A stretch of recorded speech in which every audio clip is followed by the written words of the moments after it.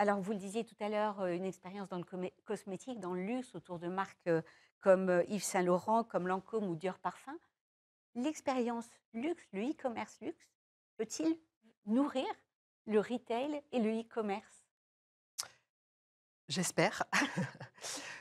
Je pense parce que, en découvrant, l'univers du textile, ce qu'on découvre, c'est que c'est un univers qui est moins marketing, en fait.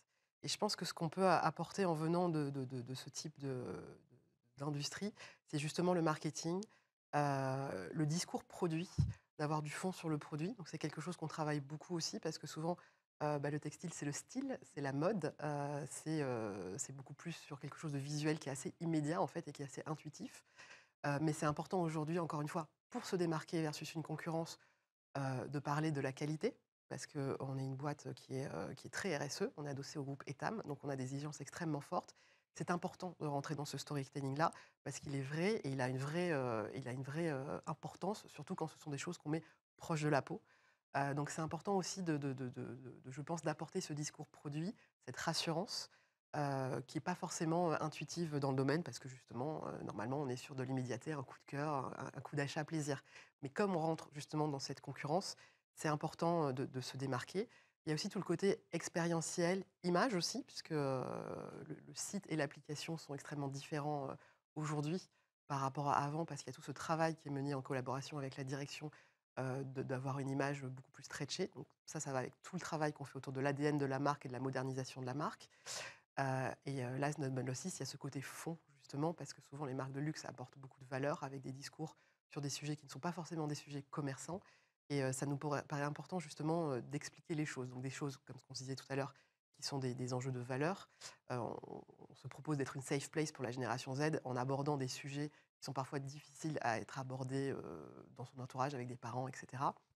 Et du fond sur les produits, des fonds sur, justement ce côté RSE, notre démarche et de l'expérience et expliquer aussi aux gens. Par exemple, nous, on recycle en magasin, les maillots de bain, pendant la période des maillots de bain.